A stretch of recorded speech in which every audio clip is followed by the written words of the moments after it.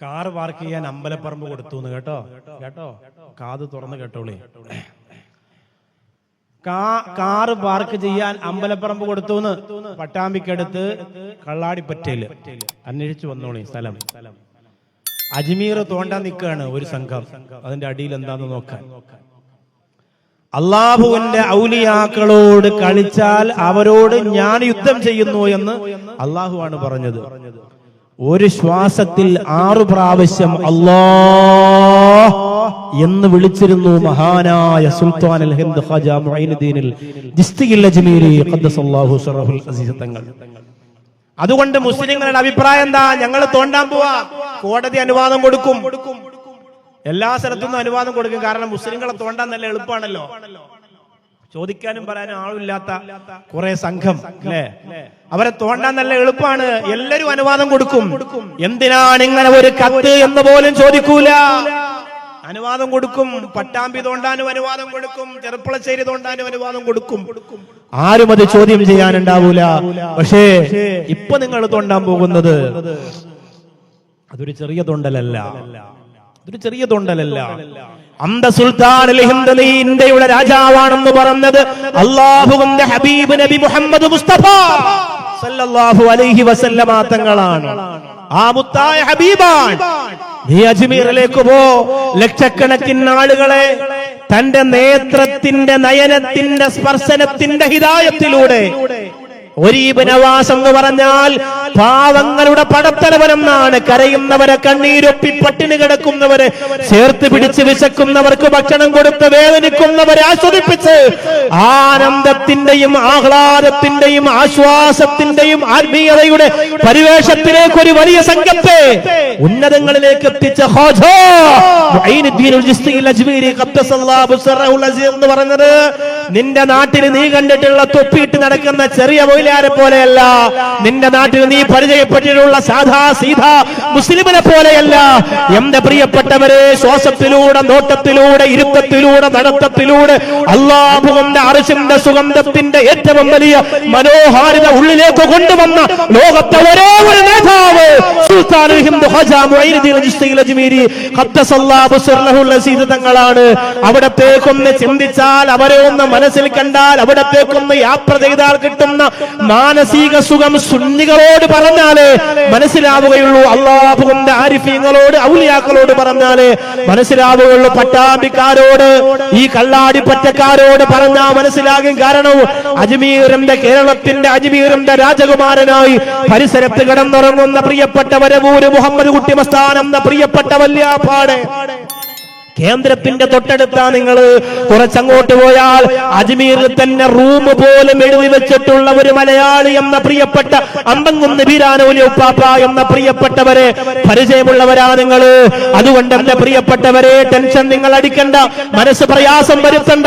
ആശിക്കീങ്ങൾ നെഞ്ചുപൊട്ടി ഔലിയാക്കളെ ഇഷ്ടപ്പെടുന്നവര് വേദനിച്ച് ഉള്ളിനൊന്നുകൊണ്ട് അജ്മീറിന്റെ ചുറ്റും കണ്ണീരൊഴുക്കുന്നെങ്കിൽ ഇൻഷാ അല്ലാഹ് അതിന് അല്ലാഹു റബ്ബുൽ ഇസ്സത്ത് പരിഹാരം തരും, ഉറപ്പാണ്.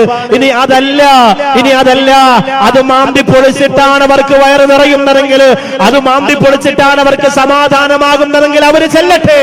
അവരുടെ മൺവെട്ടിയും വെട്ടുകത്തിയും ആയുധങ്ങളുമായിട്ട് അവർ കടന്നു ചെല്ലട്ടെ. അല്ലാഹുവിന്റെ ഔലിയാക്കൾക്ക് പൂർണ്ണമായി വിട്ടുകൊടുക്കുകയാണ് പ്രിയപ്പെട്ടവര്. അലാ ഇന്ന ഔലിയാ അല്ലാഹ് ലാ ഖൗഫുൻ അലൈഹിം വലാ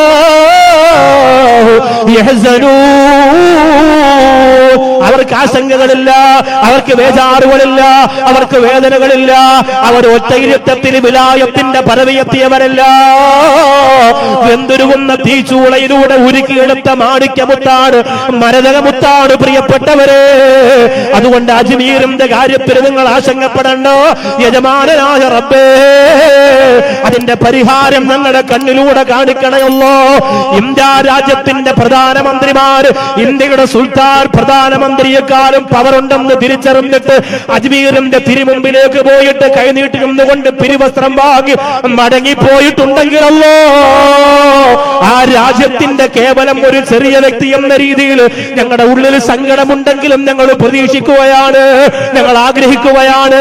ഞങ്ങളുടെ ആത്മാഭിമാനത്തിന്റെ ആത്മീയമായ സൂര്യതേജസ്സിന് ഒരു കോട്ടവും വരാതെ ഞങ്ങളുടെ പ്രയാസങ്ങൾക്ക്, പ്രതിസന്ധികൾക്ക്, സങ്കടങ്ങൾക്ക്, ബുദ്ധിമുട്ടുകൾക്ക് അല്ലാഹുവേ കണ്ണു തുറന്നുന്ന കേരളത്തിന്റെ ഒരു മൂലയിലിരുന്ന് നോക്കിയാൽ റജബിന്റെ രാജകുമാരനായ സുൽത്താൻ ഹിന്ദ് പുഞ്ചിരിച്ചുകൊണ്ട് മറുപടി വരുമെങ്കിൽ അതങ്ങനെ തന്നെ നിൽക്കണമെന്ന് ഞങ്ങൾ ആഗ്രഹിക്കുന്നു. അല്ലാഹ് കള്ളാടിപ്പറ്റയില് ക്ഷേത്രത്തിന്റെ പറമ്പിൽ കാർ പാർക്കിങ്ങിന് സ്ഥലം കൊടുത്തിരിക്കുകയാണ്.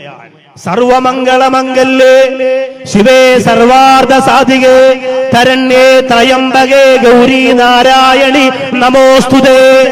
തിരുവനന്തപുരത്ത് ആറ്റുകാൽ പൊങ്കാല നടക്കുമ്പോ ഞാൻ അട്ടക്കുളങ്ങര മുസ്ലിം ജമാഅത്തിൽ ഖതീബായി ജോലി ചെയ്യുമ്പോ പള്ളിയുടെ കവാടത്തിന്റെ ഫ്രണ്ടിൽ